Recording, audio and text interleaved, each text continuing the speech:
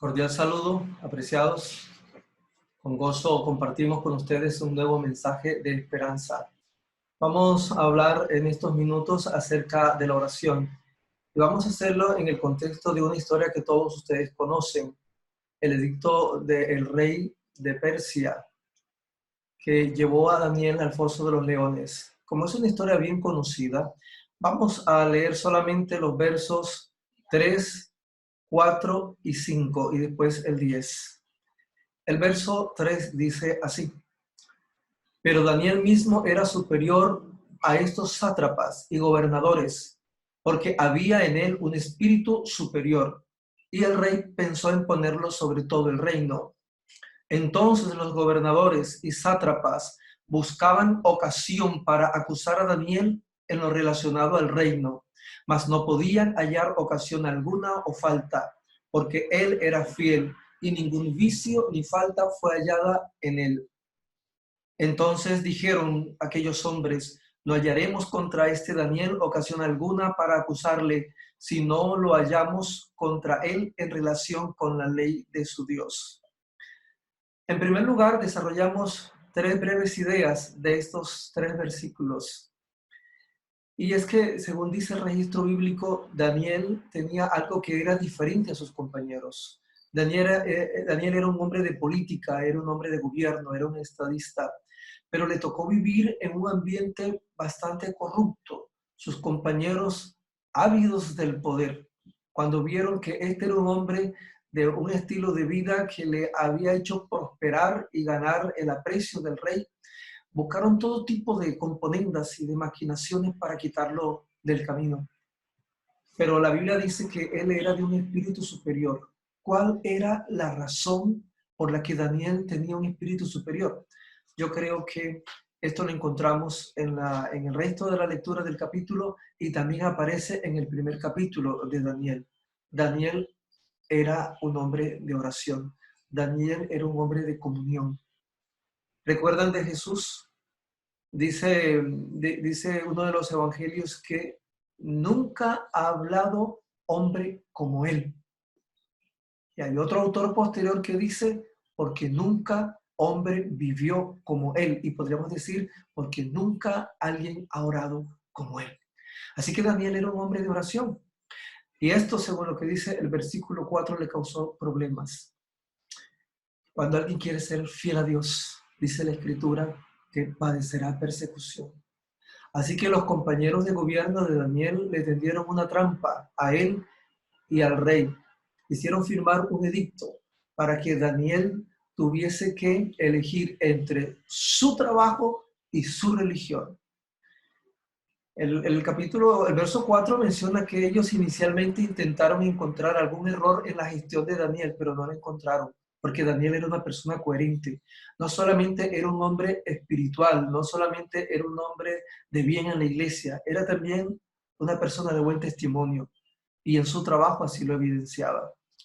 Por eso dice el verso 5 que ellos dicen, bueno, no vamos a poder encontrar ningún motivo para acusar a Daniel si no está en relación con la ley de su Dios. Y eso nos muestra una verdad y es que el pueblo de Dios, sobre todo en el tiempo final, tendrá que enfrentar grandes dificultades a raíz de la fe, a raíz de la comunión que tenga con el Señor.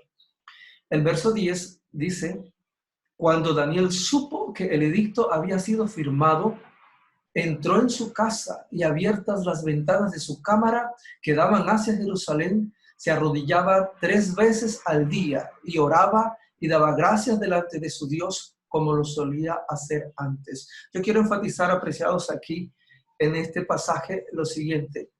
Daniel era un hombre de oración. Aparentemente el texto, digamos, como que trae en escena que cuando Daniel se entera del edicto, inmediatamente él hace pública su vida de oración. Pero si leemos con cuidado, dice la Escritura, cuando él escuchó el edicto, abrió las ventanas de su alcoba, levantó sus manos hacia Jerusalén y comenzó a orar. Pero la última parte del versículo dice, como solía hacerlo antes. Daniel era un hombre de oración. Y tal vez la costumbre nuestra es buscar a Dios cuando estamos en dificultades. Pero el fiel Hijo de Dios busca a Dios en las buenas y en las malas, en momentos de prosperidad y en momentos de dificultad. Así que Daniel está en problemas y él simplemente, como siempre lo hace, busca a su Señor, se refugia en él. Yo quiero llamarle la atención a lo que Jesús menciona en una parábola que aparece en Lucas 18:1, que ustedes también conocen bien, la parábola del juez injusto y de la viuda. Dice el primer versículo: también le refirió Jesús una parábola sobre la necesidad de orar siempre y no desmayar. Miremos cómo dice la Escritura. Esta parábola tiene el propósito de crear en nosotros la necesidad de orar siempre y no desmayar. Yo creo que nosotros necesitamos repensar nuestra liturgia y dedicarle más tiempo a la oración. No hablar de la oración, sino orar. Cuando esta parábola finaliza, miren la evaluación que hace Jesús. Y dijo el Señor: oíd lo que dijo el juez injusto. ¿Y acaso Dios no hará justicia a sus escogidos que claman a Él día y noche? ¿Se tardará en responderles? Os digo que pronto les hará justicia. Pero Jesús deja una pregunta que debe inquietarnos.